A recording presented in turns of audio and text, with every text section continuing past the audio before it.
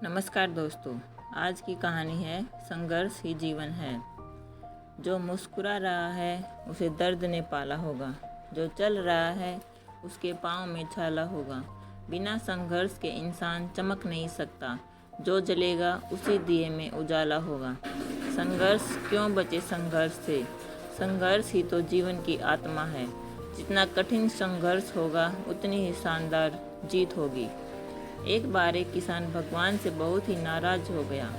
किसान बहुत ही मेहनती था, बहुत मेहनत से खेतों में अनाज उगाता और उनकी देखभाल करता था, पर अक्सर उसकी फसल खराब हो जाती।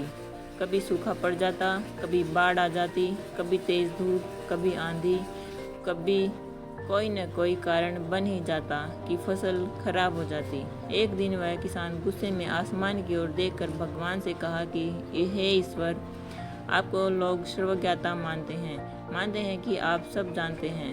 कहते हैं कि आपकी इच्छा के बिना एक भी पत्ता नहीं हिलता, पर मुझे तो लगता है कि आप छोटी से छोटी बात भी नहीं जानते। आपको तो ये भी नहीं पता कि खेती बाड़ी कैसे करते हैं। अगर आप जानते होते तो हर समय जो बाढ़, आंधी और तूफान आते हैं वो कभी नहीं आते।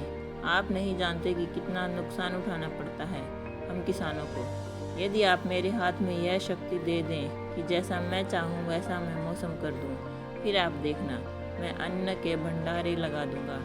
भगवान इस किसान के तीखे वाक्य सुनकर मुस्कुरा रहे थे और वह किसान के सामने प्रकट होकर बोले, मैं आज से तुम्हें यह शक्ति देता हूँ कि तुम अपने खेतों पर अपनी मर्जी, आज से जैसी इच्छा हो तुम वैसा मौसम कर दोगे। मैं बिल्कुल भी दखल नहीं दूंगा, तुम्हारी इच्छा से सब कुछ होगा। किसान बहुत खुश हो गया। उसने गेहूँ की फसल अपने खेतों में बोई। जब उसे लगा कि खेतों को धूप चाहिए तो खेतों को धूप मिले, जब पानी बरसना चाहिए तब पानी बरसा। आंधी, तूफान, बाढ़ कुछ भी उसने अपने खेतों पर नहीं आने दिया। किसान के खेत में इस वर्ष ऐसी फसल हुई कभी नहीं हुई थी। हरी भरी लहलाती फसल। मन ही मन वह बहुत खुश हो गया और सोचने लगा, अब सबूत के साथ दिखाऊंगा भगवान को कि इसे कहते हैं शक्ति का सही उपयोग।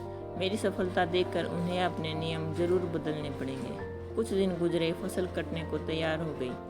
किसान बहुत उत्सुकता के साथ फसल को काटने लगा, पर जैसे ही उसकी नज़र गेहूं की बाली पर गई तो उसने अपना सिर पीट लिया और वह रोने चिल्लाने लगा। गेहूं की एक भी बाली के अंदर गेहूं का दाना नहीं था, सारी बालियां अंदर से खाली थी। किसान बहुत दुखी हो गया। उसने भगवान को रोते हुए फिर पुकारा, हे प्रभु, तुमने ये मेरे साथ क्या किया? क्या तुमने मुझे कोई सजा दी है?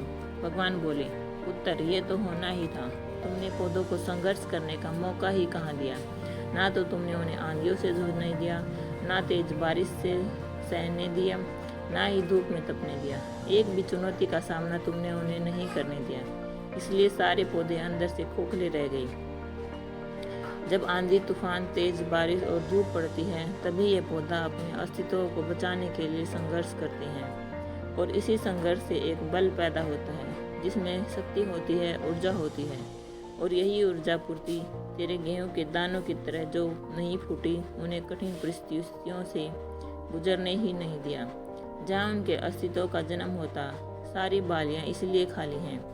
इनमें एक भी गेहूं का दाना इसलिए नहीं है क्योंकि तुमने अपने पौधों को संघर्ष कराया ही नहीं। याद रखिए, स्वर्ण में स्वर्णीय आबाद तभी आती है जब वह आग में तपने, गलने और हथौड़े से पीटने जैसे संघर्षों से गुजरता है। कोयले का टुकड़ा हीरा तभी बनता है जब वह उच्च ताप और उच्च दाब की मुश्किल परिस्थितियों से गुजरता है। इसी तरह यदि हमारी जिंदगी में कोई संघर्ष ही ना हो, कोई चुनौती ही ना हो, तो हम भी गेहूं की बालियों की तरह खोखले रह जाएंगे। कोई अस्तित्व नहीं होगा हमारा।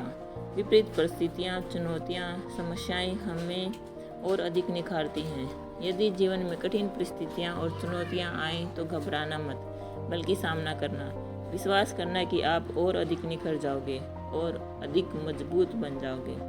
किसी ने कितना सही कहा है, जिंदगी जीना आसान नहीं होता, बिना संघर्ष कोई महान नहीं होता। जब तक ना पड़े हथौड़े की चोट तब तक पत्थर भी भगवान नहीं होता।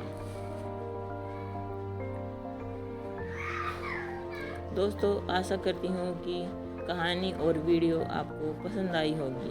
अगर आपको वीडियो पसंद आया है तो वीडियो को लाइक, कमेंट एंड शेयर करना और चैनल को सब्सक्राइब ज़रूर करना। Thank you for watching.